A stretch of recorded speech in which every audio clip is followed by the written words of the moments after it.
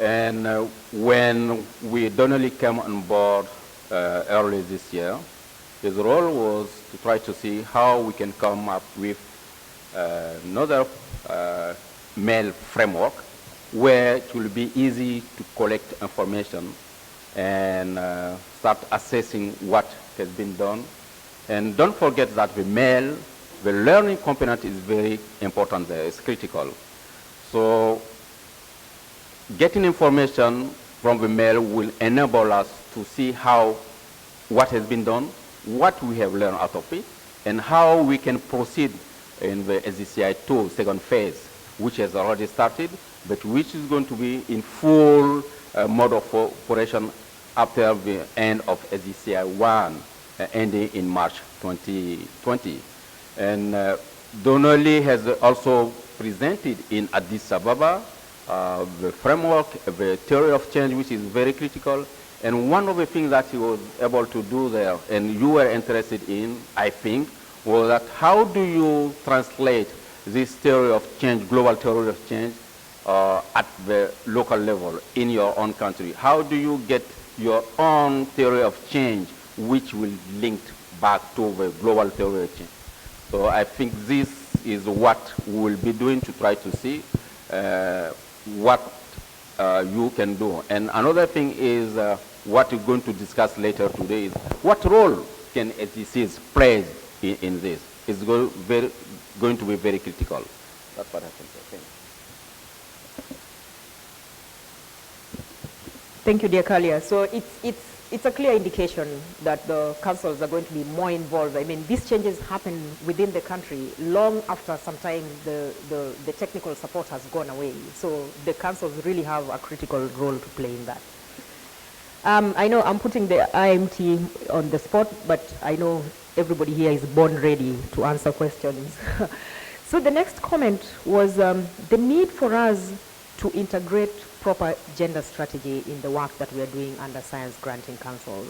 And we have another born ready. Dorothy is our gender lead in SGCI.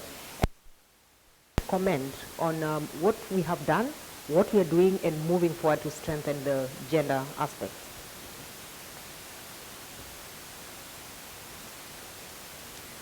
So in SGCI 1, when we were looking at the gender work in the SGCI, we focused a lot on integrating aspects about gender in the curriculum design and delivery by the collaborating technical agencies. We have been having many discussions about how we mainstream this for us as Science Granting Councils for our entire research and grants management cycle. We have also heard from you in your feedback to us about the importance of catalyzing dialogue within your own national systems. And we've also been engaged within the Global Research Council perspective around implementing and domesticating the statement of principles that was endorsed in 2016. So taking all of these aspects into consideration and considering that gender and inclusivity is now a cross-cutting theme for SGCI 2, we are imminently going to issue a call for expressions of interest around this question of gender and inclusivity for SGCI 2. It will focus on three key aspects. The first aspect is going to be how us as Science Granting Councils on the continent get supported to domesticate the statement of principles that was issued by the GRC on promoting the status and equality of women in research. Number two, it's going to have us having conversations and actions around how we consider sex and gender dimension in research. So for us as Science Granting Council, how do we develop our programs and our funding instruments so that they can take this into consideration? And the last aspect is going to be around inclusivity. So beyond thinking about gender, some of us are thinking about age, we are thinking about socioeconomic status, we are thinking about race in the countries where this is relevant, ethnicity, institutional differences. How do we bring all of these together as a funding agency so that when we fund, we are actually funding scientific excellence, because gender and inclusivity is very much one of the notions of elements in research excellence. Thank you, Los. I hope I have responded to that. Absolutely, Dorothy. So we are thinking about gender and like many aspects. Really, it's a learning process for all of us who are engaged here. There are certain things that you learn as you go. You think about it, you implement, and we get feedback from the councils as well.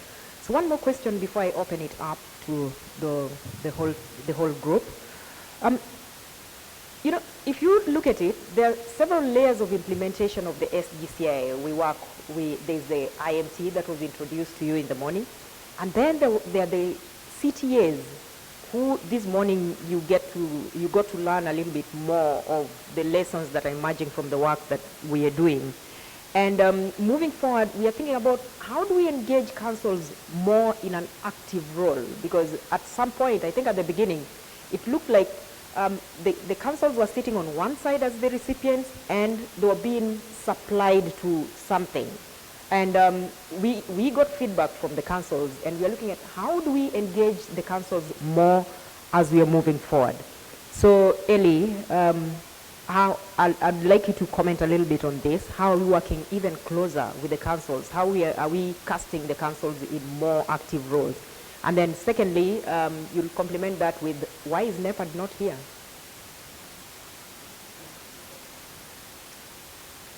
So I get to answer the most difficult questions. Thank you. So, you know, the SGCI is a learning initiative, right? So as we go along, we learn and we adapt, right? So it is really designed to be an interactive learning platform. So that is essentially what it is. What this really means in practical terms is that the feedback that we've been getting, as Lois mentioned, it is not going to be linear, right? Where knowledge is supplied from one end and absorbed by the other side. We want it to be something much more interactive, and it is going to be interactive. It is, in fact, already interactive in that sense. You will realize, for example, we just mentioned that in the MEL framework, the councils are going to be more actively engaged in terms of collecting data and analyzing data. So that is already an indication that the councils will be much more engaged. You will also have seen, and nearly all councils have responded to the call that was released that will enable the councils directly to manage research funds. I think that is a major difference from what we were doing before. That was based on the feedback that we got from the councils, that the councils wanted to manage the research funds themselves. That is the way that we are going to operate in future. You will also have heard or have been informed that we would like to empower the councils even more to be able to plan and organize meetings that are related to the SGCI. And we know, I mean, we have had a number of annual forum and even regional meetings which were expertly organized by the councils, including this one right here. And last year, you remember the meeting that we had in Cote d'Ivoire, and before that, the other meetings we had in Maputo and the one we had in Livingstone. These were all organized and planned and managed by the councils. So we will be actually empowering the councils to be able to do these things on their own with our support where necessary. So that is just to try and emphasize the fact that going forward we really want to engage the councils much more in the overall governance. And of course, some of you already know that we have a councils committee. So the councils committee is a very important body because you know, for the heads of councils, where things like who is going to host the next forum, what are the themes for the forum, and issues like that. What would you like? What changes would you like to see? So you see, so we are really doing everything possible to empower the councils, the voice of the councils in the SGCI. About AODA, let me just say that many of you have interacted with the NEPAD or AODA NEPAD, and you know that in the recent months they have undergone they're undergoing tremendous rearrangements and realignments within the organization. So that is really the reason why they are not here. Is because whenever institutions undergo these changes, people are transferred to different departments, and that is essentially the reason why they are not here. It is not because they are no longer engaged in the SGCI. It's just that they are undergoing that very difficult time, so they are unable to attend. But we are in touch with them, and we'll continue to engage until the end of the project, which is coming to an end in March of 2020. Thank you. Thank you very much, Eli. And I should also say that we will continue to also have, while we are engaging councils more, there will also still be some work that is being done, some technical support offered by technical agencies. So now, on that inclusive note, then I would like to open this session to questions and comments from the audience. And my friend, public address, will need roving mic for this session. So any questions, any comments? Covering all the sessions from the very beginning.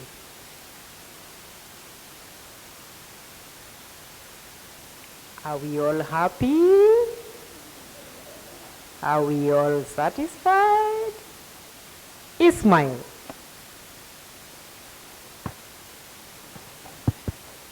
Thank you very much, Madam Moderator. My question relates to the session on monitoring, evaluation, and learning.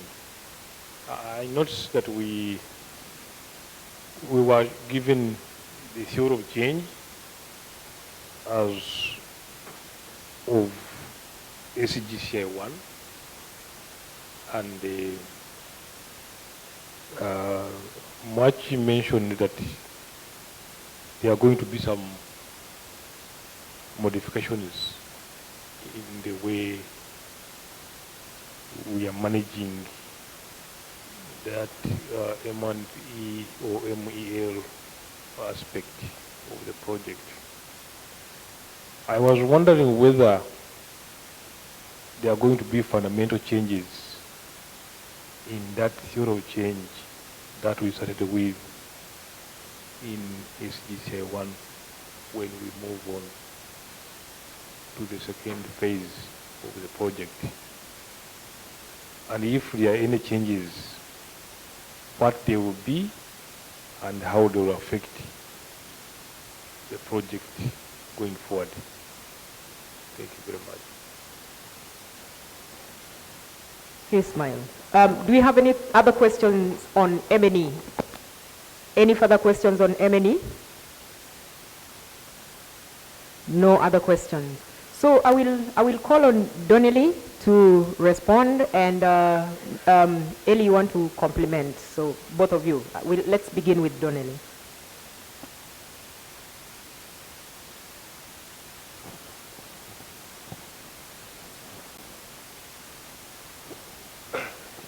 Thank you for the question. I just like to ride on what Eli mentioned in terms of that SGCI is a learning platform. And I relate to your question because we've been implementing SGCI Phase 1 for 5 years with a theory of change. And if truly we are learning and we are actually actualizing or making use of the learning emerging, we should be able to review our theory of change for Phase 2 moving forward. It will be sad to actually see us moving along with an old theory of change. Basically, then that means we haven't learned something in the last 5 years. But of course, we know that is not true. So there will be an opportunity for us to look at the theory of change in phase 2, analyze and look at it, what has really changed and what needs to be changed in the theory of change for phase 2. And of course, the people will be involved. That's still in discussion. That is to be discussed further. And it's based on the final product that we are going to actually have in place or commission council to come up with country-specific theory of change. And the idea of country-specific theory of change, which I also like to refer to as nested theory of change, because it's nested to the overall theory of change, is to help us harmonize our thinking in terms of what we want to achieve in a country. It will help us to coordinate.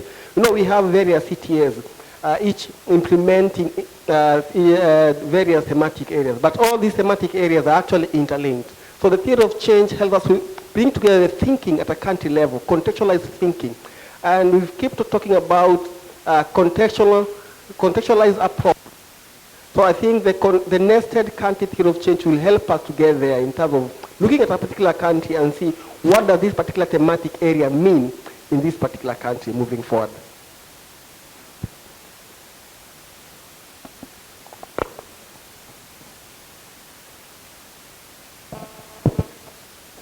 Okay, thank you. So just very quickly, you may recall the session like this that we had in Abidjan. I actually did explain the key elements of the SGCI 2 that will now feed into the theory of change. I mean, overall, I mean, the change is not major. I mean, the broad sections will remain the same.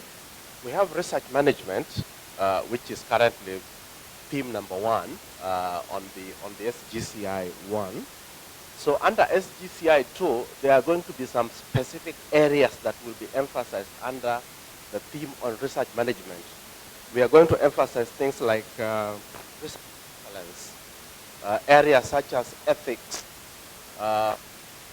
areas such as emerging scientific practices, such as yesterday we had about the open science, so things like that. So those are some of the areas that will be emphasized under the broad topic of research management, as I explained last year. The second area on use of indicators, that will be broadened to bring in the idea of evidence, not only evidence based on indicator data, but evidence maybe from research and how that evidence can be used to inform research management, but also planning and allocation of funds by council. The third area, which is currently on agreements and private sector engagement, those areas will continue. We have already issued a call to the councils to express interest in managing research funds, and the calls have already come in, so that's being processed. Under the area of networking, under theme 4, that will continue. So it is more or less broad the same, but the SGCI 2 will be much more focused in specific areas. Thank you. Yes. Hadiza. Roaming mic, please. That end.